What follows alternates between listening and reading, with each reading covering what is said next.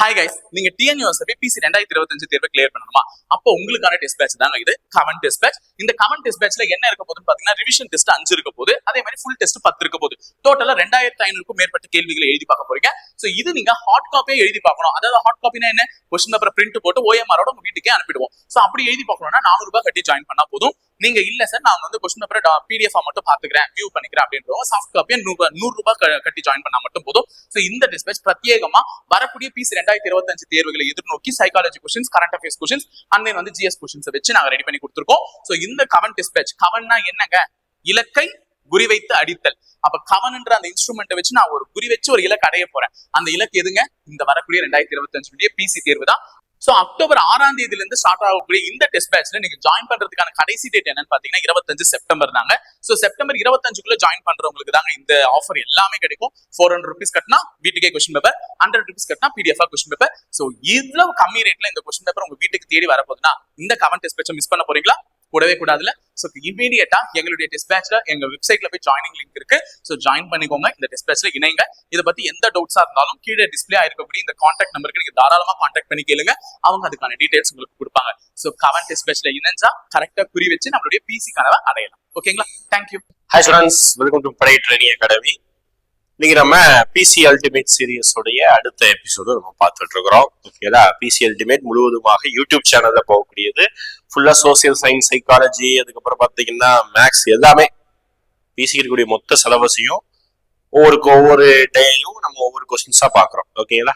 நாம வந்து social science ஃபுல்லாவே டிஸ்கஸ் பண்ணிட்டு இருக்கோம். ரேண்டமா ஒவ்வொரு டாபிக் டிஸ்கஸ் பண்ணிட்டு இருக்கோம். இன்னைக்கு சோசியல் சயின்ஸ்ல கொஞ்சம் பாலிட்டியும் எக்கனாமிக்ஸும் கலந்த மாதிரி கொஸ்டின்ஸ் அமைச்சிருக்கும். சரிங்களா? எப்பவும் போல 20 கொஸ்டின் இருக்க போகுது. ஃபர்ஸ்ட் ஒரு கேள்வி கேட்பேன், அதுக்கு ஆன்சர் பண்ணிருங்க. லாஸ்டா 5 கேள்வி கேட்பேன் நடத்துறது இருந்து, அதுக்கும் ஆன்சர் பண்ணிருங்க. இந்த தடவைக்கு அப்புறம் 21 கொஸ்டினா இருக்கும் பிடிஎஃப்ல. 21வது கொஸ்டினுக்கு நீங்க ஆன்சர் பண்ணணும். சரிங்களா? ஆன்சர் கொஸ்டின் கமெண்ட் பண்ணும்போது உங்க நேம் போட்டு கமெண்ட் பண்ணிக்கோங்க. 21வது அப்படின்னு போட்டு ஆன்சர் ஏ பியா சிங்கிறது கமெண்ட் பண்ணிக்கோங்க. ஓகேங்களா? ஃபர்ஸ்ட் நான் டே கேட்போம்ல, என்ன டே கேட்பேன் அப்படின்றத நீங்க நான் சொல்ல போறேன், நீங்க கமெண்ட் பண்ண போறீங்க. தேசிய இளைஞர்கள் தினம் என்னைக்கு? நேஷனல் யூத் டே என்னைக்குங்கிறத கமெண்ட் பண்ணுங்க. ஃபர்ஸ்ட் கமெண்டா நீங்க அதை பண்ணுங்க. அப்புறம் லாஸ்டா ஃபைனலா வந்து 5 கொஸ்டின் கேட்பாங்க, அது பண்ணுங்க. ஓகேதா? தேசிய இளைஞர்கள் தினம் என்னைக்கு, நேஷனல் யூத் டே என்னைக்குங்கிறத டேட்டை கமெண்ட் பண்ணுங்க. பார்க்கலாமா? ரைட். எப்பவுமே டேஸ் படிக்கும் போது ஒவ்வொரு டேவும் எதுக்காக கொண்டாடுறாங்கன்னு தெரிஞ்சு படிச்சுன்னா இன்னமும் சுவாரஸ்யமா படிக்கலாம். ஓகேங்களா? ரைட். ஃபர்ஸ்ட் கொஸ்டின் பார்க்கலாமா? ஃபர்ஸ்ட் கொஸ்டின் பாருங்க. சென்னை உயர்நீதிமன்றம் உருவாக்கப்பட்ட ஆண்டு கேட்கிறாங்க. ஓகே, சென்னை உயர்நீதிமன்றம்னா ஹைகோர்ட். மொத்தமா இந்தியாவோட கோர்ட் சிஸ்டம் வந்து 3 வகையா இருக்கு. ஓகேங்களா? சுப்ரீம் கோர்ட் எஸ்சி அப்படின்னு சொல்றாங்க. அடுத்து ஹைகோர்ட் உயர் நீதிமன்றம், அடுத்து டிஸ்ட்ரிக்ட் கோர்ட். ஓகேங்களா? மாவட்ட நீதிமன்றங்கள் இருக்குது. ஓகேங்களா? அப்போ உச்ச நீதிமன்றத்தை பொறுத்த வரைக்கும் அது வந்து பிரிட்டிஷ் காலத்துல உருவாக்கப்பட்டது. கல்கத்தால திருப்பி நியூ டெல்லிக்கு மாத்திராங்க. இன்னைக்கு வரைக்கும் நம்ம டியூட்டி தான் இருக்குது. உச்ச நீதிமன்றம் இருக்கிறது ஹையஸ்ட் கோர்ட்னா அது உச்ச நீதிமன்றம் தான். அடுத்து ஒவ்வொரு மாநிலங்களையும், அதுக்கு எல்லா மாநிலத்திலும் இல்ல, இந்தியா உருவாக்கும் போது ஒவ்வொரு மாநிலத்திலும் இருந்தது. பின்னாட்கள மாநிலத்தை உடைக்கும் போது அது தனித்தனியா மாறி போச்சு. ஓகேங்களா? இப்போ மாநிலத்துக்கு ஒரு கோர்ட் இருந்தா அதுக்கு பேரு உயர் நீதிமன்றம். ஒவ்வொரு மாவட்டத்துக்கும் இருந்தா அதுக்கு பேரு மாவட்ட நீதிமன்றம். நமக்கு என்ன கேக்குறாங்க? மெட்ராஸ் ஹைகோர்ட் எந்த வருஷம் உருவாக்குறாங்க சார்? என்ன மெட்ராஸ் ஹைகோர்ட் விடுதலைக்கு பின்னாடி உருவாக்கி இருப்பாங்க. அப்போ ஒண்ணு 47 இருக்கணும், 49 இருக்கணும் அப்படின்னு நினைப்பீங்க. கிடையாது. அதை ஞாபகம் வச்சுக்கோங்க. சுப்ரீம் கோர்ட்டு, அதுக்கப்புறம் ஒரு சில ஹைகோர்ட். இன்னைக்கு டேட்ல இந்தியாவில 25 ஹைகோர்ட் இருக்கு. நோட் பண்ணி வச்சுக்கோங்க. இன்னைக்கு டேட்ல 2025 இப்ப வீடியோ எடுக்கக்கூடிய நேரத்துல இந்தியாவில எத்தனை ஹைகோர்ட் இருக்காம? 25 ஹைகோர்ட் இருக்கு. 28 மாநிலம் இருக்கு, ஆனா 25 தான் ஹைகோர்ட் இருக்கு. ஞாபகம் வச்சுக்கணும். அந்த 25 ஹைகோர்ட்ல ஒரு சில ஹைகோர்ட், ஒரு 6-7 ஹைகோர்ட் வந்து விடுதலைக்கு முன்னாடியே உருவாக்கி இருப்பாங்க. அதுல 3 ஹைகோர்ட் இந்தியாவிலே பழமையான ஹைகோர்ட். என்னெல்லாம்? நம்ம பிரிட்டிஷ்கார உருவாக்குனது. நான் சொல்லியிருக்கேன் கிளாஸ்ல நிறைய தடவை. பிரிட்டிஷ்காரன் எதை பண்ணாலும் 3 ஊர்ல தான் ஃபர்ஸ்ட் பண்ணுவான்னு சொல்லியிருக்கேன். எதெல்லாம்? கல்கத்தா, மெட்ராஸ், பாம்பே. இந்த 3 ஊர்ல தான் பிரிட்டிஷ்காரன் எதை பண்ணாலும் ஃபர்ஸ்ட் பண்ணுவான். அதுல Calcutta high court, Madras high court, Bombay high court அப்படின்னு சொல்லிட்டு ஹைகோர்ட் சட்டம், அதாவது உயர் நீதிமன்ற சட்டம் அப்படின்னு 1861 சட்டம் போட்டா, சட்டத்தை தொடர்ந்து ஒவ்வொரு ஊர்லயும் ஹைகோர்ட் 1862 உருவாக்கப்பட்டது. எதுல? இந்த 3 ஊர்ல மட்டும். ஓகேங்களா? இப்போ முதல் முறையா 3 ஊர்ல ஹைகோர்ட் உருவாக்கப்பட்டது 1862. நமக்கு தேவை மெட்ராஸ் ஹைகோர்ட் எந்த இயர் உருவாக்குறாங்க? 1862 ஜூன் மாசம். டேட்டோட புக்கை கொடுத்துருப்பாங்க. ஐ திங்க் ஜூன் 26 நினைக்கிறேன், ஜூன் மாசம் 1962 நான் வச்சு. ஓகேங்களா, ரைட்டா? அதனால நீங்க விடுதலைக்கு பின்புதான் ஹைகோர்ட் உருவாக்கி இருப்பாங்க. அந்த மாதிரி லாஜிக் செட் பண்ணாதீங்க. ஒரு சில விஷயத்த பிரிட்டிஷ் இருக்கும் போதே பண்ணிட்டாங்க, அதுல ஹைகோர்ட் ஒண்ணு. ஓகேங்களா, செகண்ட் கொஸ்டின் போலாங்களா? ரைட். அப்ப இப்போதைக்கு 25 ஹைகோர்ட் இருக்கு, பார்த்து வச்சுக்கோங்க. அதே மாதிரி தமிழ்நாட்டுல ஹைகோர்ட் வந்து 2 இடத்துல இருக்குன்னு சொல்லணும். ஓகேங்களா, ஒண்ணு நம்ம சென்னையில இருக்கு, மெட்ராஸ்ல இருக்கு. இன்னொன்னு ஹைகோர்ட்டோடைய பெஞ்ச் அப்படி சொல்லணும், பிரான்ச் கூடாது, பெஞ்ச் எங்க இருக்கு? மதுரையில இருக்கு. ஓகேங்களா, ரெண்டாவது கொஸ்டின் பாருங்க, பஞ்சாயத்து ராஜ் சட்டம் கொண்டு வரப்பட்ட ஆண்டு. ஓகேங்களா, அப்போ பஞ்சாயத்து ராஜ்னா என்ன? எப்படி நம்ம ஹைகோர்ட் சுப்ரீம் கோர்ட் சொன்ன மாதிரி மத்திய அரசு அப்படி ஒரு அரசு இருக்கு, அது கீழே மாநில அரசுன்னு இருக்குது, அதுக்கும் கீழே உள்ளாட்சி அரசு அப்படின்னு சொல்லுவாங்க. அதுதான் நமக்கு பஞ்சாயத்து சொல்றோம். ஓகேங்களா, நம்ம ஊர்ல நம்ம குடியரசு பஞ்சாயத்து தலைவர், வார்டு மெம்பரு, கவுன்சிலர் இப்படிதான் சொல்றோம்ல, இது எல்லாமே நம்ம பஞ்சாயத்து ராஜ் சட்டத்தின் அடிப்படையில் தான். அப்போ இந்தியா லெவல்ல பஞ்சாயத்து ராஜ் சட்டம் எந்த ஆண்டு கொண்டு வரப்பட்டது கேட்டாங்கன்னா, சட்டம் கொண்டு வரப்பட்டது 92. அதை ஞாபகம் வச்சுக்கணும், சட்டம் கொண்டு வரப்பட்டது 1992. இது எத்தனாவது அரசியலமைப்பு சட்ட திருத்தம்னா 73வது அரசியல் அமைப்பு சட்ட திருத்தத்தின் அடிப்படையில் கொண்டு வரப்பட்டது. பஞ்சாயத்து ராஜ் பகுதி 9 தான் இருக்கு. ஓகேங்களா, முக்கியம், அதுவும் கேள்வி கேட்பாங்க, பகுதி 9 இருக்கு. மேற்படி வேற எப்படி இருக்கிறான்னா, பஞ்சாயத்து ராஜ் சட்டம் நடைமுறைக்கு வந்த நாள் என்னைக்கு கேட்பாங்க. வச்சுக்கோங்க, சட்டம் வந்து 92, நடைமுறைக்கு வந்தது 93 ஏப்ரல் 24. ஓகேங்களா, ஞாபகம் வச்சுக்கோங்க, ஏப்ரல் 24 தமிழே எழுதி போட்டு. ஓகேங்களா, இது நடைமுறைக்கு வந்தது. அதனாலதான் இந்த டேவை நம்ம பஞ்சாயத்து ராஜ் தினமா கொண்டாடுறோம். ஓகேங்களா, சட்டம் வந்து 92, நடைமுறைக்கு வந்து 93, பஞ்சாயத்து ராஜ்ங்கிறது வந்து பகுதி 9 இருக்குது. 73வது அரசியல் அமைப்பு சட்ட திருத்தத்துல இருக்கு. ஓகேங்களா, ஞாபகம் வச்சுக்கணும், இந்த இது ரொம்ப முக்கியம். அடுத்த கொஸ்டின், இந்திய அரசியலமைப்பு எந்த சட்டப்பிரிவு சமத்துவ உரிமையை பற்றி குறிப்பிடுகின்றன அப்படிங்கிறாங்க. ஓகேங்களா, இந்தியாவுடைய கான்ஸ்டிடியூஷன்ல எங்க வந்து சமத்துவ உரிமை அப்படின்னா எல்லாரும் சமம். அப்ப நமக்கு அடிப்படை உரிமை இருக்குது. ஓகேங்களா, அடிப்படை உரிமைகள் அப்படின்னு சொல்லுவாங்க. எத்தனாவது பகுதி இருக்குது? பகுதி 3ல அமைஞ்சிருக்கு. எப்பவும் பகுதி 3 சொல்லும் போது இப்படிதான் சொல்லணும். ஓகேங்களா, பகுதி 3ல அமைஞ்சிருக்குது, ரோமன் லெட்டர் தான் சொல்லணும் பகுதிகளை சொல்லும் போது. ஓகே, அடிப்படை உரிமை இருக்குது. இப்ப அடிப்படை உரிமை நம்ம எங்க இருந்து எடுத்துக்கிட்டோம்? அமெரிக்காவில இருந்து நம்ம எடுத்துக்கிட்டோம். ரொம்ப முக்கியம், இதுதான் நான் சொல்லக்கூடிய ஒவ்வொரு பாயிண்ட்டுமே கேள்வியா வரும்பா. ஓகேங்களா, அப்ப அடிப்படை உரிமை எங்க இருந்து எடுத்துக்கிட்டோம்? அமெரிக்கால இருந்து எடுத்துட்டோம். ஒரிஜினலா அரசியலமைப்பு எழுதி வைக்கும் போது எப்போ 47, 49, 50 எழுதி வச்சோம்ல, அப்ப எழுதி வைக்கும் போது மொத்தம் 7 அடிப்படை உரிமை வகைகள் இருந்தது. ஆனா இன்னைக்கு 6 தான் இருக்கு. ஓகே, ஞாபகம் வச்சுக்கணும், ஒரிஜினலா 7 இருந்தது, இப்ப 6 தான் இருக்கு. அந்த 6ல ஒண்ணுதான் சமத்துவ உரிமை. 6ல முதல் இதுதான் சமத்துவ உரிமை. ஓகேங்களா, இப்ப அடிப்படை உரிமைக்கு ஆர்டிகல் கேட்பாங்க. ஆர்டிகல் 12ல இருந்து 35 வரைக்கும் ஆர்டிகல்ஸ்னா சரத்து அல்லது விதின்னு சொல்றாங்கல்ல, அப்ப 12ல இருந்து 35. இப்ப நமக்கு சமத்துவ உரிமை எதுல இருந்து அப்படின்னு பாத்தீங்கன்னா 14ல இருந்து 18 வரைக்கும். இப்போ 6 சமத்துவ உரிமை இருக்கு, 6 அடிப்படை உரிமை இருக்குது. அதுல சமத்துவ உரிமை, விடுதலை, அப்புறம் வந்து பாத்தீங்கன்னா சுரண்டலுக்கு எதிரான உரிமை, அப்புறம் வந்து அதை பேச்சுரிமை, இந்த மாதிரி நிறைய உரிமைகள் இருக்கு. 6 உரிமைகள், அதுல வந்து சமத்துவ உரிமை இருக்கு. அப்ப இந்த சமத்துவ உரிமை 14 படிச்சுக்கணும். 14, 15, 16, 17, 18 இது விதி. எல்லா விதியையும் படிச்சுக்கணும். ஓகேங்களா, பிசி பொறுத்த வரைக்கும் கொஞ்சம் ஆர்டிகல்ஸ் படிச்சுக்கணும். எக்ஸாம்ல திடீர்னு கேட்டுருவாங்க, ஒரு கொஸ்டின் கேட்டா கூட நம்ம படிச்சுதான் ஆகணும். சரிங்களா, இப்படி பார்க்கும்போது 14வது விதி என்ன அப்படின்னா, சட்டத்தின் முன் அனைவரும் சமம் அப்படி சொல்லக்கூடியதுதான். ஓகே, 14வது விதி சட்டத்தின் முன் அனைவரும் சமம் அப்படி சொல்லுவாங்க. அடுத்து 15 விதி என்ன அப்படின்னு பாத்தீங்கன்னா, தீண்டாமைக்கு எதிரான விதி. ஓகேங்களா, தீண்டாமைக்கு எதிரான, ஓகேங்களா, பாலின பாகுபாடு, தீண்டாமை கிடையாது பாகுபாடு. ஓகேதா, தீண்டாமை சொல்லிட்டேன். அதுக்கு 15 வந்து என்ன சொல்றது? பாகுபாடு காட்டக்கூடாது அப்படின்னு சொல்லுது. ஓகேங்களா, பாகுபாடு எதை வச்சு பாகுபாடு காட்டக்கூடாது? ஜாதி, மதம், இனம்.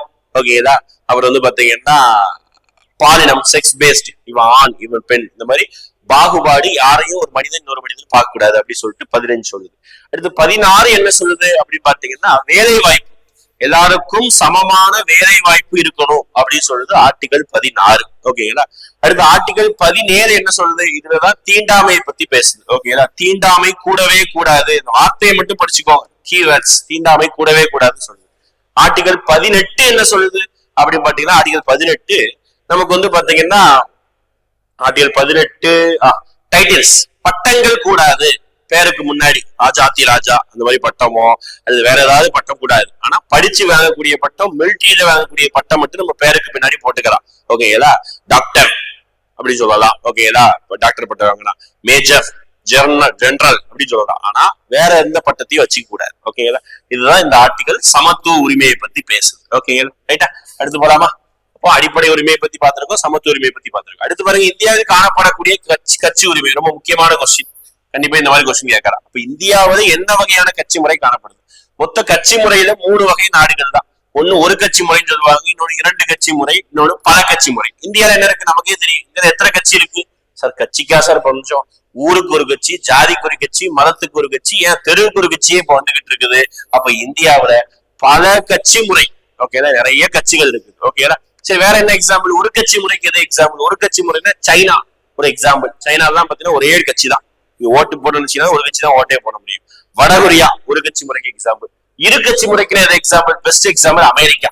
2 கட்சிக்குன்னா அமெரிக்கா, இன்னொன்னு யூகே. இங்கெல்லாம் போனீங்கன்னா 2 கட்சி தான். ஓட்டு போட நினைச்சீங்கன்னா ஒண்ணு இந்த கட்சி ஓட்டு, இந்த கட்சிக்கு தான் ஓட்டு போடணும். அப்படிதான் இருக்கும். ஓகேங்களா? ஆனா நம்ம ஊர்ல எல்லா கட்சியும் நிப்பாங்க. ஆனா மெஜாரிட்டியா ஜெயிக்கிறது 2 கட்சியே காம்படிஷனா இருக்குது. ஆனா அதை அப்படி பேசக்கூடாது. இந்தியாவில் பல கட்சி முறை தான். அமெரிக்கா, இங்கிலாந்து இரு கட்சி முறை. கியூபா, ரஷ்யா, அப்புறம் சைனா, வடகொரியா, இதெல்லாம் பார்த்தீங்கன்னா ஒரு கட்சி முறை. பாத்துக்கணும். ஓகேங்களா? அடுத்த கொஸ்டின் போலாமா? அடுத்த கொஸ்டின், புக்கர் பரிசை வென்ற முதல் இந்திய பெண் யாரு கேட்கிறாங்க பாருங்க. அதாவது புக்கர் பரிசுல இலக்கியத்திற்காக கொடுக்கக்கூடிய உச்சபட்ச ஒரு பரிசு. அதுல முதல் இந்தியர் கூட கேட்கல, முதல் இந்திய பெண் யாரு அப்படி கேட்கிறாங்க. நீங்க கூகுள்ல போய் போட்டீங்கன்னா 2 விதமான ஆன்சர் வரும். ஒண்ணு, இந்தியன் ஆர்ஜின் பெண் ஒருத்தர் எழுதியிருப்பாங்க. அது நம்ம படிக்க வேணாம். இந்த டாபிக் ஸ்கூல் புக்ல தான் பார்க்கணும்.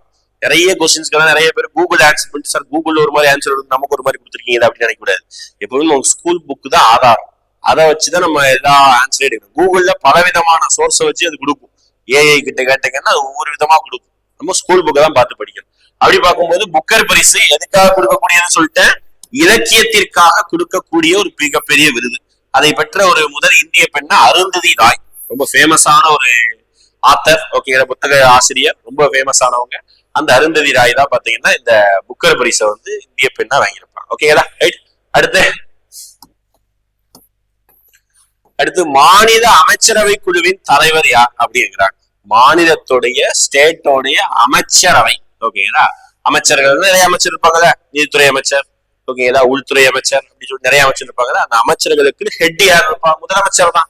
நம்ம நியூஸ்ல பாத்துருக்கோம்ல, அமைச்சரவை என்று கூடியது. சென்டர்ல முதலமைச்சர் தான் இருந்திருப்பார், மீதி அமைச்சர்கள் தான் சைட்ல உட்கார்ந்து இருப்பாங்க. அப்போ அனைத்து அமைச்சர்களுக்கும் மிகப்பெரிய மையமே தலைவர் யாருன்னா முதலமைச்சர் தான். ஓகேங்களா? சரி, இப்போ இன்னொரு கேள்வி கேட்கவா? அமைச்சர்களை நியமனம் பண்றது யாரு? முதலமைச்சரை நியமனம் பண்றது யாரு? ஆளுநர். அதை நான் வச்சுக்கோ. ஓகேங்களா? ஆளுநர் தான் யாரை நியமனம் பண்ணுவாரு? அமைச்சர்களையும் முதலமைச்சர்களையும் நியமனம் பண்றாரு. ஓகேங்களா? ஒவ்வொரு மாநிலத்துடைய அமைச்சர்களையும் ஒவ்வொரு மாநிலத்துடைய முதலமைச்சரையும் யார் நியமனம் பண்ணுவாங்க? ஆளுநர் தான் நியமனம் பண்ணுவாரு. அந்த ஸ்டேட்ல ஆளுநர் தான் ஹெட். ஓகேங்களா? மேற்படி மாநிலம் அப்படின்னு பாத்தீங்கன்னா, மாநிலத்துல ஒரு சில மாநிலத்துல 2 அவை இருக்கும், ஒரு சில மாநிலத்துல ஒரு அவை தான் இருக்கும். நம்ம வேற சந்ததி பார்க்க வேண்டியதா. சரிங்களா? எடுத்து போலாமா? அடுத்து ரொம்ப முக்கியமான ஒரு விஷயம், தேசிய மனித உரிமைகள் ஆணையம் நிறுவப்பட்ட ஆண்டு. ஓகேங்களா? தேசிய மனித உரிமைகள் ஆணையம், ஹியூமன் ரைட்ஸ் கமிஷன் அப்படின்னு சொல்லுவாங்க. ஓகேங்களா? ரொம்ப முக்கியமான ஒரு பாடினா இந்தியாவில ஏகப்பட்ட ஒரு மனிதருக்கு எதிராக நடக்கக்கூடிய விஷயத்துலதான் மனித உரிமை ஆணையம் தலையிட்டு அது பஞ்சாயத்து பண்ணி பைசல் பண்ணும். ஓகேங்களா? உதாரணத்துக்கு காவல்துறையிலேயே நிறைய பேர் பயப்படக்கூடிய, போலீஸை பார்த்தா எல்லாருமே பயப்படுவாங்க, தப்பு செஞ்சவங்க எல்லாரும் கிடையாது, தப்பு செஞ்சவங்க பயப்படுறாங்க. ஆனா அந்த போலீஸே ஒரு சில பேரை பார்த்தாலோ அல்லது ஒரு சில அமைப்புகளை பார்த்தாலோ ஒரு பயப்படுவாங்க. அந்த என்ன அமைப்பு அப்படின்னா ஹியூமன் ரைட்ஸ் கமிஷன். உதாரணத்துக்கு யாராவது அடிச்சாங்களோ, லாக்அப் ஏதாவது டெத் நடந்துட்டாலோ, அல்லது போற வழி என்கவுண்டர் போட்டு தள்ளிட்டாங்களோ, அவங்க எல்லாம் என்ன செய்யும்? நம்ம விசாரணை கமிஷன் வச்சு அமைப்பாங்க. அதுதான் தேசிய மனித உரிமைகள் ஆணையம் தான் அதை விசாரிக்கும். ஓகே, அப்போ மனித உரிமை ஆணையம் ஒன் ஆஃப் ஓரளவுக்கு ஒரு பவர்ஃபுல் பாடி. ஓகே, தேசிய லெவல்ல இருக்குது, மாநில அளவுலயும் இருக்குது. ஓகே, இப்ப தேசிய மனித உரிமை ஆணையம் நிறுவப்பட்ட ஆண்டு கேட்பாங்க 1993. நம்ம டேட்டோட படிச்சுக்கணும், அக்டோபர் 13. ஓகே, டேட்டோட. நான் எல்லாத்துக்குமே டேட்டோட சொல்றேன். ஏன் சொல்றேன்னா புக்ல இருக்கு டேட், கன்ஃபார்ம் கேட்பாங்க. சார் மனித உரிமைகள் தினம் என்னைக்கு? அது ரொம்ப ஈஸி, டிசம்பர் 10. டிசம்பர் 10. ஓகேங்களா சார்? அப்ப இது ஒன்னா இருக்கணும் அப்படி கிடையாது, வேண்டவே வேணாம். உலக மனித உரிமைகள் தினம் டிசம்பர் 10. ஆனா இந்தியாவில மனித உரிமை ஆணையம் உருவாக்கப்பட்டது அக்டோபர் 13. இந்த டேட்டையும் அந்த டேட்டையும் கன்ஃபியூஸ் பண்ண கூடாது. தெளிவா டிஃபரெண்டா படிச்சுக்கணும். அது வேற, இது வேற. ஓகேங்களா? இப்ப தேசிய மனித உரிமை ஆணையத்துடைய சேர்மன், ஹெட்டா யாரு இருப்பா அப்படின்னு பாத்தீங்கன்னா ரிட்டையர்டு சுப்ரீம் கோர்ட்டோடைய சீஃப் ஜஸ்டிஸ். புரியுதா? திருப்பி சொல்ற மாதிரி தெளிவாக கவனிச்சுக்கோங்க. இந்த மனித உரிமை ஆணையத்துடைய தலைவராக சேர்மனாக யார் பொறுப்பு வகிப்பா அப்படி கேக்குறாங்க. ஒரு ரிட்டையர்டான ரிட்டையர்டான ஒரு உச்ச நீதிமன்றத்துடைய தலைமை நீதிபதியா யார் இருந்து ரிட்டையர்ட் இருப்பாங்களோ அவங்கதான் வந்து இதோடைய ஹெட்டா இருப்பாங்க. ஓகேங்களா? பார்த்து வச்சுக்கணும். ஓகேங்களா? 2 பாயிண்ட் சொல்லிட்டேன். இயர் ரொம்ப முக்கியங்க. மனித உரிமைகள் தினம் ரொம்ப முக்கியம். அடுத்து பாருங்க, இந்திய ஆயுதப்படையின் தளபதி யார் அப்படி கேட்கிறாங்க. இந்தியாவுடைய ஆயுதப்படையின் தளபதி. கேள்வி எப்படினாலும் கேட்கலாம் பாருங்க. நம்ம படிக்கிறது ஒரு விதமா படிச்சிருப்போம். அங்க போய் பார்க்கும்போது 10ல ஒரு கேள்வி 2 கேள்வி நம்ம படிச்சதுதான் கேட்டிருப்பாங்க. ஆனா அப்படியே டிஃப்ரெண்டா ஒரு வார்த்தை வித்தியாசமா இருக்கும். அப்படி பார்க்கும்போது நமக்கு அப்படியே குழப்பிடும். ஆப்ஷன் பார்க்கும்போது ஐயோ கன்ஃபியூஸ் ஆயிரும். அப்படிதான் பாருங்க. இது ஆயுதப்படைகளின் தளபதின்னு சொல்லலாம், முப்படைகளின் தளபதின்னு சொல்லலாம், இந்தியாவின் மொத்த ராணுவத்துக்கு தலைமையாக எப்படிதான் கேட்கலாம் பாருங்க. எல்லாத்துக்கும் ஒரே அர்த்தம் தான், வார்த்தைகள் மட்டும் தான் மாறுது. இப்ப யாருன்னா குடியரசுத் தலைவர், அவர் தான் முப்படையின் தளபதி. நீங்க விடுதலை சுதந்திர தினம் குடியரசு தினத்துக்கெல்லாம் பாத்தீங்கன்னா அந்த விமானப்படை, கப்பற்படை, காலாட்படை எல்லாம் போகும்போது யாருக்குதான் மரியாதை செலுத்துவாங்க? குடியரசுத் தலைவர் தான் மரியாதை செலுத்துவாங்க. ஒரு நாட்டின் மீது போர் தொடுக்குவதற்கு அனுமதி கொடுக்கறதும் குடியரசுத் தலைவர் தான். ஓகேங்களா? அப்போ குடியரசுத் தலைவர் தான், ஆமா குடியரசுத் தலைவர் தான் பாத்தீங்கன்னா நம்ம ஆயுதப்படை எல்லாத்துக்குமே தளபதியா இருக்காங்க. ஓகேங்களா? ரைட்டா? எடுத்து போலாமா? மேற்படி குடியரசுத் தலைவர்னா குடியரசுத் தலைவர் வந்து வாக்கு மூலமாக தேர்ந்தெடுக்கப்படுவார். ஓகே, எலெக்ஷன் மூலமாக தேர்ந்தெடுக்கப்படுகிறார். அடுத்து, தமிழகத்தில் உயர் நீதிமன்றம் அமைந்துள்ள இடங்கள் எதெல்லாம்? ஓகேங்களா? தமிழ்நாட்டுல ஹைகோர்ட் எங்கெல்லாம் இருக்கு? நான் ஃபர்ஸ்ட் கொஸ்டின்லயே சொல்லிட்டேன், தமிழ்நாட்டுல எங்கெல்லாம் ஹைகோர்ட் இருக்குன்னு சொன்னல. அப்படி பார்க்கும்போது தமிழ்நாட்டுல பாத்தீங்கன்னா சென்னை, மதுரை இருக்கு. D option. ஓகேங்களா? 2 இடத்துல இருக்குது. சார் சென்னை மதுரை தானா? சென்னைங்கிறது ஹைகோர்ட் ஃபர்ஸ்ட் உருவாக்கும் போதே வச்சிருக்க ஹைகோர்ட். மதுரையில லேட்டரா வந்து, தமிழ்நாடுங்கிறது ஒரு பெரிய மாநிலம். நம்ம தமிழ்நாட்டோட ஹைகோர்ட் தமிழ்நாட்டுக்கு மட்டும் ஹைகோர்ட் கிடையாது, பாண்டிச்சேரிக்கும் அதுதான் ஹைகோர்ட். தெளிவா ஞாபகம் வச்சுக்கோங்க. ஓகே, தமிழ்நாட்டுக்கு மட்டும் அது ஹைகோர்ட் கிடையாது, பாண்டிச்சேரிக்கும் அதுதான் ஹைகோர்ட். அப்போ நிறைய வழக்குகள் இருக்கிறதுனால வழக்குகளை விசாரிப்பதற்கு ஹைகோர்ட் பத்தல. ஓகேங்களா? அதனால இன்னொரு பெஞ்ச், ஓகேங்களா, பிரான்ச்னு சொல்லவே கூடாது, இன்னொரு பெஞ்ச்னு சொல்லுவாங்க. ஹைகோர்ட் பெஞ்ச் எங்க இருக்கு அப்படி பார்த்தீங்கன்னா நம்ம மதுரையில இருக்குது. அப்போ மதுரை ஹைகோர்ட்டுக்கும் சென்னை ஹைகோர்ட்டுக்கும் ஈக்குவல் பவர் தான். சார் மதுரை ஹைகோர்ட்ல கேஸ் போட்டு அது ஏதாவது தோத்து போச்சுன்னா சென்னை ஹைகோர்ட்ல அப்பீல் பண்ணலாமா அப்படிதான் கேட்கவே கூடாது. ரெண்டுமே ஈக்குவல் பவர் தான். சென்னை ஹைகோர்ட்ல யாரெல்லாம், சரி மதுரை ஹைகோர்ட்ல யாரெல்லாம் பண்ண கேஸ் தொடுப்பாங்கன்னா அந்த பகுதியில் இருக்கக்கூடிய மக்கள், மதுரை, தூத்துக்குடி, விருதுநகர், திருநெல்வேலி இந்த பகுதியில் இருக்கக்கூடிய மக்கள் தான் இங்கதான் வந்து கேஸ போட்டு சால்வ் பண்ணிக்குவாங்க. ஓகேங்களா? ரொம்ப தூரம் வந்து பயணம் செய்யக்கூடாதுன்னு. அடுத்து வாங்க. அடுத்து, பல்கலைக்கழகத்தின் வேந்தர் யார்? கேள்வி பாருங்க. ஓகேங்களா? அதாவது யூனிவர்சிட்டியோடைய வேந்தர் யாருன்னு கேள்வி கேட்கிறாங்க. ஓகேங்களா? பல்கலைக்கழகத்தின் வேந்தர்னா ஃபர்ஸ்ட் பல்கலைக்கழகம் என்னது? யூனிவர்சிட்டி. நம்ம காலேஜுக்கு எல்லாம் கண்ட்ரோல்டா இருக்கும், எல்லா காலேஜுக்கும் ஹெட்டா இருக்கிறது தான் ஒரு யூனிவர்சிட்டி இருக்கும். ஓகேங்களா? தமிழ்நாட்டிலே இருக்குது Manonmaniam university, Madurai Kamarajar university, Periyar university, Bharathiar, Bharathidasan, Tiruvallur university, எத்தனை யூனிவர்சிட்டி இருக்கு பாருங்க. இந்த யூனிவர்சிட்டிக்கு எல்லாம் காலேஜ் இருக்கும். அப்ப அந்த யூனிவர்சிட்டிக்கு ஹெட் ஒருத்தர் இருப்பார். அவர் பேரு வந்து துணைவேந்தர் அப்படின்னு சொல்லுவாங்க. ஓகே, என்ன சொல்லுவாங்க? துணைவேந்தர் அப்படின்னு சொல்லுவாங்க. வைஸ் சான்சலர், கேள்விப்பட்டிருப்பீங்க, யூனிவர்சிட்டியில படிச்சீங்கன்னா தெரியும். விசி சொல்லுவாங்க, வைஸ் சான்சலர். அப்போ அவரு வந்து பேர துணை வேந்தர் தான். இப்போ வேந்தர் யாரு? பல்கலைக்கழகத்து எல்லாத்துக்குமே வேந்தர் யாருன்னா ஆளுநர் தான். அந்த மாநிலத்துடைய ஆளுநர் தான் எல்லா பல்கலைக்கழகத்துக்கும் வேந்தர். ரொம்ப முக்கியமானது, ஆளுநருடைய ஃபங்க்ஷன் ரொம்ப முக்கியம். அப்ப அந்த ஆளுநர் தான் எல்லா பல்கலைக்கழகத்துடைய துணை வேந்தர்களை நியமனம் செய்வார். ஓகேங்களா? அந்த ஆளுநர் தான் எல்லா பல்கலைக்கழகத்துடைய துணை வேந்தர்களை என்ன பண்ணுவாரு? நியமனம் செய்வாரு. ஓகேங்களா? ரைட்டா? அடுத்து வாங்க. அடுத்து, தமிழகத்தில் பேருந்து கட்டுமான தொழில் நகரம் எது? ஓகேங்களா? நமக்கு 10th புக்ல ஐ திங்க் எக்கனாமிக்ஸ் புக்லயும் இருக்கும், ஹிஸ்டரி சரி ஜியாகிரபி புக்லயும் இருக்கு நினைக்கிறேன். ஐ திங்க் எக்கனாமிக்ஸ் புக்ல தான் டீட்டெயிலா இருக்கும். தமிழ்நாட்டுல எந்தெந்த ஊர்ல என்னென்ன இண்டஸ்ட்ரி இருக்குன்னு சொல்லுவாங்க. அது பேருந்து கட்டுமான தொழில்னா அந்த பஸ்ஸோடைய இந்த கோச் இருக்குல்ல, சைடு இருக்கக்கூடிய பகுதியை தான் பில்ட் பண்றது எந்த ஊர் அப்படின்னு கேட்பாங்க. கரூர். ஓகேங்களா? சார் கரூர்ல அது மட்டுமா இருக்குது? இன்னொன்னு இருக்குது. கரூர் என்ன இருக்கு? டிஎன்பிஎல் இருக்கு. டிஎன்பிஎல் என்னது? Tamil Nadu paper limited. ஓகேதா? தமிழ்நாடு பேப்பர் லிமிடெட் சொல்லுவாங்க. தமிழ்நாட்டுல பேப்பர் தயாரிக்கக்கூடிய கம்பெனி எங்கதான் இருக்கு? அதுவும் கரூர்ல தான் இருக்கு. மேற்படி வேலூர்ல என்ன இருக்கு அப்படி பாத்தீங்கன்னா தோல் தொழிற்சாலை இருக்குது. வேலூர்ல என்ன இருக்குது? தோல் தொழிற்சாலை இருக்குது. அடுத்து நாமக்கல்ல நமக்கு தெரியும், நாமக்கல்னாலே முட்டைக்கு ஃபேமஸ். முட்டை, கோழி பண்ணை, அப்புறம் வந்து லாரி கள தொகுதி இருக்குது. இது இல்லாம திருநெல்வேலி பகுதியில பாத்தீங்கன்னா கங்கை கொண்டான் ஒரு சிறப்பு பொருளாதார மண்டலமாக இருக்குது. ஓகேங்களா? இப்ப திருநெல்வேலி பகுதியில் நிறைய ஃபேக்டரிஸும் வந்துடுச்சு. ஓகேங்களா? இது எல்லாமே மத்த பகுதியில் இருக்கக்கூடிய ஃபேக்டரிஸ். ஓகேங்களா? அப்போ பேருந்தா கேட்டிருக்கிறதா? பேருந்து கட்டுப்பாடுனா கரூர் தான். அடுத்து தொழில் முனைவோர் என்று அழைக்கப்படுபவர் யார்? போன கொஸ்டின்ல போன எபிசோட்ல வேற மாதிரி கொஸ்டின் வச்சிருந்தோம், இப்ப வேற மாதிரி இருக்கு. தொழில் முனைவோர் அப்படின்னா யாரு கேட்கிறாங்க. ஓகே, தெளிவா சொல்லியிருந்தேன். உற்பத்தி காரணி அப்படின்னு சொல்லுவாங்க. ஓகே, மொத்தம் 2 வகை உற்பத்தி காரணியில. ஓகே, உற்பத்தி காரணிகள் சொல்லுவாங்க. முதன்மை உற்பத்தி காரணி, இன்னொன்னு இரண்டாம் நிலை உற்பத்தி காரணி. ஓகே, முதன்மை உற்பத்தி காரணி, இரண்டாம் நிலை உற்பத்தி காரணி. முதன்மை உற்பத்தி காரணியில 2 இருக்கும், இரண்டாம் நிலை உற்பத்தி காரணி 2. முதன்மை உற்பத்தி காரணி என்னதான்? நிலம் மற்றும் உழைப்பு. இந்த ரெண்டுமே முதல் உற்பத்தி காரணிகள். முதன்மை அல்லது முதல். ஓகே, முதன்மை உற்பத்தி காரணிகள் நிலமும் உழைப்பும். இரண்டாம் நிலை உற்பத்தி காரணி அப்படின்னு பாத்துக்கிட்டீங்கன்னா என்னதான் அப்படி பாத்தீங்கன்னா முதலீடு அல்லது மூலதனம். முதலீடு அல்லது மூலதனம். இன்னொன்னு என்ன அப்படி பாத்தீங்கன்னா சமுதாயத்தில் மாற்றம் காணும் போது அதுதான் மேல என்ன சொல்றாங்க, தொழில் முனைவர் சொல்லுவாங்க. ஓகேங்களா? 2 பேரும் இந்த மூலதனமும் தொழில் முனைவோரும் இரண்டாம் நிலை உற்பத்தி காரணி. இப்ப தொழில் முனைவோரை நம்ம என்ன செய்வோம் சொல்றோம்னா சமுதாயத்துல மாற்றம் காணும் முகவர் சொல்லியிருப்பாங்க. இது புக் பேக் கொஸ்டின் 6th புக்ல இருக்கு. ஐ திங்க் 6th தான் நினைக்கிறேன், 7th நினைக்கிறேன். ஓகேங்களா? புக் பேக் கொஸ்டின் அப்படியே புக் பேக்ல இருக்கும். அதுல இருந்து கேள்வி கேட்கறது ரொம்ப முக்கியமா இருக்கு. ஏன் இவ்வளவு தொழில் முனைவர் சொல்றா? தொழில் முனைவர்னா யாரு? பிசினஸ் பண்றவங்க, வியாபாரிகள், கடைக்காரர்கள், அவங்கதான் தொழில் முனைவோர்கள். அவங்க என்ன பண்றாங்க அப்படின்னு பாத்தீங்கன்னா சமுதாயத்துல அவங்கதான் ஒரு சேஞ்சஸ கொண்டு வரணும்னு நினைக்கிறவங்க. அதனாலதான் அவங்க சமுதாயத்துல மாற்றம் காணக்கூடிய முகவர் அப்படின்னு நம்ம சொல்றோம். ஓகேடா? அடுத்து வருமான வரி என்பது டேஷ் அப்படி கேட்கிறாங்க. ஓகேடா? நான் சொல்லி கிளாஸ் நடத்தும் போதே சொல்லியிருக்கேன். எக்கனாமிக்ஸ் கிளாஸ் போயிட்டு இருந்தது. எக்கனாமிக்ஸ்ல நம்ம எக்கனாமிக்ஸ்ல ஃபர்ஸ்ட் கிளாஸ் பார்த்துட்டு 2வது கிளாஸ்ல இந்த வரிகள் டாபிக் தான் பார்த்திருப்போம். 7th புக்ல இருக்கும். அதுல பார்க்கும்போது வரிகளை பொறுத்த வரைக்கும் மேக்சிமம் என்ன கேள்வி கேட்பாங்கன்னா அந்த வரி நேர்முக வரியா மறைமுக வரியா அதை பாத்துக்கோங்க. அப்படிதான் கேள்வி அமைஞ்சிருக்குது.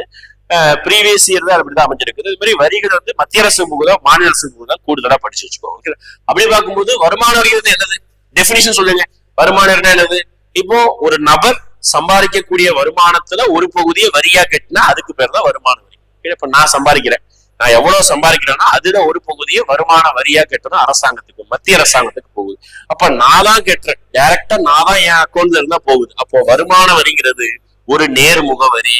இது எந்த அரசுக்கு போகுது? மத்திய அரசுக்கு போகுது. ஞாபகம் வச்சுக்கணும். ஓகே, மேற்படி வருமான வரி இன்னைக்கு டேட்ல 2025 பட்ஜெட்ல என்ன சொல்லிருக்காங்கன்னா இந்தியாவுல 12 லட்சம் வரைக்கும் சம்பாதிச்சா ஒரு வருஷத்துக்கு, ஆண்டுக்கு 12 லட்சம் வரைக்கும் சம்பாதிச்சா வருமான வரி கிடையாது. நோட் பண்ணி வச்சுக்கோங்க. கரண்ட் அஃபேர்ஸோட கேட்கலாம். ஓகேங்களா? இந்த வருஷத்துல இருந்து வருஷத்துக்கு 12 லட்சம் ரூபாய் வரைக்கும். இப்ப யோசிச்சு பாருங்க, நீங்க பிசி ஆகினா என்ன செய்ய வேணாம்? வரி கட்ட வேணாம், வருமான வரி கட்ட வேணாம். ஓகேங்களா? 12 லட்சம் வரைக்கும் வருமான வரி விலக்கு அளிக்கப்பட்டுள்ளது. ஓகேங்களா? மேற்படி வருமான வரியை அறிமுகப்படுத்தியது யாருன்னு கேட்பாங்க? James Wilson. வருமான வரியை அறிமுகப்படுத்தியது யாருன்னு கேட்பாங்க? ஜேம்ஸ் வில்சன் 1860 வருமான வரியை அறிமுகப்படுத்தி இருப்பாரு. ஓகேங்களா? ரைட், இது போலாமா? அடுத்து பாருங்க, பணம் எதையெல்லாம் செய்கிறதோ அதுவே பணம் அப்படின்னு சொன்னது யார்? ரொம்ப ஃபேமஸான கொட்டேஷன். பணத்தை பத்தி 8th புக்லயும் 9th புக் லெசன்லயும் இருக்கும். ஓகே, எல்லாமே நான் சொல்லக்கூடிய ஒவ்வொரு கொஸ்டினுமே ஸ்கூல் புக்கை தாண்டி ஒரு கொஸ்டின் வெளியே போகுது. ஓகேங்களா? அதை கவனிச்சுக்கோங்க. ஓகேங்களா? இப்போ ஸ்கூல் புக்ல தான் இருக்குது. பணம் எதையெல்லாம் செய்யுது அதுதான் பணம். இந்த கூற்ற சொன்னது யாரு? வாக்கர். அவர் தான் சொல்லியிருப்பாரு. ஓகேங்களா? வாக்கர் ஒரு ஆத்தர் இருப்பாரு, வெளிநாட்டுக்காரர், அவர் தான் சொல்லியிருப்பாரு. அடுத்து இந்திய வங்கியியல் கட்டுப்பாடு சட்டம் எந்த ஆண்டு? ஓகேங்களா? Banking regulation act. இந்தியாவுடைய பேங்க் எல்லாம் கட்டுப்படுத்த கொடுக்கிறதுக்கு ஒரு சட்டம் போட்டிருந்தாங்க. அது எந்த வருஷம் கேட்கிறாங்க? 1949. ஓகேங்களா? ரைட்டா? பேங்க் சம்பந்தமான ஒரு பாயிண்ட். அடுத்து பொறுத்துக. நமக்கு 6th புக்லயும் 7th புக்லயும் கொடுத்திருப்போம். என்ன கொடுத்திருப்போம்? முதல் நிலை தொழிற்சாலை என்னதான், இரண்டாம் நிலை என்னதான், மூன்றாம் நிலை என்னதான் அப்படி சொல்லிட்டு கொடுத்திருப்போம். அததான் இந்த மேட்ச். ஓகேங்களா? இப்ப பாருங்க, கால்நடை வளர்ப்பு, உணவு பதப்படுத்தல், வங்கியியல், பருத்தி ஆலை, இது எல்லாமே என்ன மேட்ச் பண்ணணும். ஓகேங்களா? மேட்ச் பண்ணலாமா? ஃபர்ஸ்ட் கால்நடை வளர்ப்பு, இது இயற்கையை சார்ந்த ஒரு வேலை. அப்போ அது முதன்மை தொழிற்சாலை தான். 2. ஓகேங்களா? ஒரு இதை மட்டும் மேட்ச் பண்ணுங்க. ஆப்ஷன் கொஞ்சம் லிமிட் ஆயிருப்பாருங்க. ஏக்கு 2 எத்தனை ஆப்ஷன் இருக்கு? ஏக்கு 2 இது இருக்குது, இது வராது, இது வராது. பாருங்க, 4 ஆப்ஷன் நம்ம 2 ஆப்ஷன் சுருக்கிட்டோம். ஓகேங்களா? அடுத்த உணவு பதப்படுத்த நான் கிளாஸ் தெளிவா நடத்தும் போது சொல்லியிருப்பேன். ரொம்ப வித்தியாசமான ஒரு தொழில்னா அது உணவு பதப்படுத்தல். உணவு பதப்படுத்தல் என்ன தொழில் அப்படின்னு கேட்பாங்க. உணவு பதப்படுத்தல் இரண்டாம் நிலை தொழிற்சாலை 1. அப்ப இதுலயும் 1 வருது, இது எலிமினேட் பண்ண முடியாது. அடுத்து பாருங்க, வங்கியியல். பேங்க்ங்கிறது எதையும் புதுசா உருவாக்கல, இது ஒரு ஃபேக்டரியும் கிடையாது. அதனால இது 3ஆம் தொழிற்சாலை 3. அப்படி மேட்ச் பண்ணோம்னா அதுவும் கரெக்டா தான். 2 ஆப்ஷன் சேமா வந்துருச்சா? சரிப்பா. ஓகேலா, இது 2 ஆப்ஷன் சேமா வந்துருச்சு. பருத்தி ஆலை வேளாண் சார்ந்த தொழிற்சாலை. ஓகேலா, இதுல ஆப்ஷன் மாத்தி இருக்கணும். இது 4 3 இருக்கணும். ஆன்சர் வைக்கும் போது இது ஆன்சர் வச்சிடும். ஓகேலா, சாரி 2 ஆப்ஷன் சேமா வந்துருச்சு. ஆன்சர் இப்படிதான் மாத்தி இருந்திருக்கணும். சரியா? ஆன்சர் வந்து நம்ம இப்போதைக்கு டீல் சொல்றோம். ரெண்டுமே ஓகேதான். நம்ம ஆப்ஷன் இப்படி போனீங்கன்னா ஓகேலா. பாருங்க, இயற்கையை நம்பி இருந்தா முதல் தொழிற்சாலை, உணவு பதப்படுத்தல் ஃபேக்டரி எல்லாமே 2ஆம் தொழிற்சாலை, வங்கி, தகவல் தொடர்பு, போக்குவரத்து இதெல்லாமே 3ஆம் தொழிற்சாலை, பருத்தியாளர் ஃபேக்டரி, அப்போ இயற்கை சார்ந்த வேளாண்மை சார்ந்த தொழிற்சாலை. ஓகேதா. அடுத்து வளர்வீத வரிக்கு எதிராக அமைந்துள்ள வரி எது கேட்கிறாங்க. வரி டாபிக் நடத்தும் போது சொன்ன வரி வகைகள் அப்படின்னு கேட்டாங்கன்னா 2. எதெல்லாம்? நேர்முக வரி, இன்னொன்னு என்னது? மறைமுக வரி. நேர்முக வரி, மறைமுக வரி. ஓகேதா. வரி வகைகள். அடுத்து வரி விதிப்பின் வகைகள் எதெல்லாம்? ஓகேதா. அடுத்து பாருங்க, என்னதான்? வரியுடைய விதிப்பு, வரி விதிப்பின் வகைகள் எதெல்லாம் அப்படி இருக்கிறாங்க. ஓகே, வரி விதிப்பின் வகை எதெல்லாம் அப்படி பாத்தீங்கன்னா மொத்தம் 3 இருக்கு. அது 2 இது 3. ஓகேல, அதாவது வளர்வீத வரி விதிப்பு, தேய்வு வீத வரி விதிப்பு, விகிதாச்சார வரி விதிப்பு. ஓகேல, வளர்வீதம், தேய்வீதம், விகிதாச்சாரம். ஓகேல, அப்ப வளர்வீதத்துக்கு எதிர் என்னது? அவ்வளவுதான். வளருக்கு எதிர் என்னது? தேய்வு. முடிஞ்சு போச்சு. Option B. ஓகேல, இப்போ வளர்வீத வரி விதிப்புக்கு எதிரானது தேய்வீத வரி விதிப்பு. ஓகேல, அடுத்து போலாமா? அடுத்து பாருங்க 18. திட்டக்குழுவுக்கு மாற்று அமைப்பு எது அப்படிங்கிறாங்க. Planning commission. அவங்க உங்களுக்கு 10th புக்ல இருக்கும் இதை பத்தி. ஓகேதா. திட்டக்குழுவுக்கு மாற்று அமைப்பு. ஓகே, திட்டக்குழு ரொம்ப பழமையான ஒரு பாடி. 1950 உருவாக்கப்பட்டதான் திட்டக்குழு. கேள்வி கேட்பாங்க, டேட் இயர் கேட்பாங்க. 1950 உருவாக்கப்பட்டது.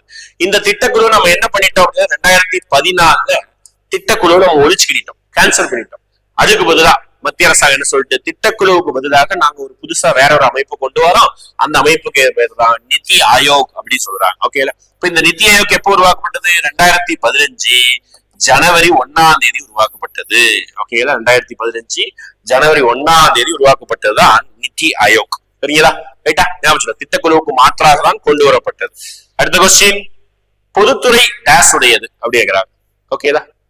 உங்களுக்கு 9th புக்ல ஒரு பாக்ஸ் போட்டு கொடுத்திருப்பாங்க. ஓகேதா. பொதுத்துறைக்கும் தனியார் துறைக்கும் என்ன வித்தியாசம்? ஓகேதா. அதாவது கவர்மெண்ட் ஃபேக்டரி, கவர்மெண்ட் கம்பெனிஸுக்கும் பிரைவேட் கம்பெனிஸுக்கும் என்ன வித்தியாசம் அப்படின்னு சொல்லிட்டு கேட்கிறாங்க. ஓகேதா. பொதுத்துறை அப்படின்னு சொல்லும் போது அது வந்து ஒரு சேவை நோக்கம். ஓகேதா. பொதுத்துறைங்கிறது ஒரு சேவைக்காக தான் செய்யக்கூடியது, சேவை நோக்கம். தனியார் துறை லாப நோக்கம். நமக்கு என்ன கேக்குறாங்க? பொதுத்துறை தான் கேக்குறாங்க. லாபம் கிடையாது, லாபம் சொல்றாங்க. இது பொதுத்துறை லாப நோக்கமா? பண்ணவே கூடாது. எந்த கவர்மெண்ட் கம்பெனி லாபத்துக்காக ஓடுதுன்னு சொல்லக்கூடாது. ஓகேடா. அது எதுக்காக தான் ஓடுது? சேவைக்காக தான் ஓடுகிறது.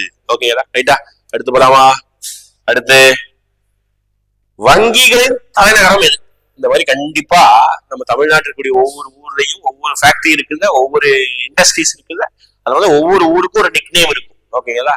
அதனால அதை வச்சு கேட்பாங்க. அப்போ வங்கிகள், இந்தியாவுடைய வங்கியுடைய கேபிட்டல் எது கேட்கிறாங்க? சென்னை தான் இந்தியாவுடைய வங்கியுடைய கேபிட்டல். இது இல்லாம சென்னைக்கு வேறு பெயர் உண்டு. என்ன பெயர் உண்டு?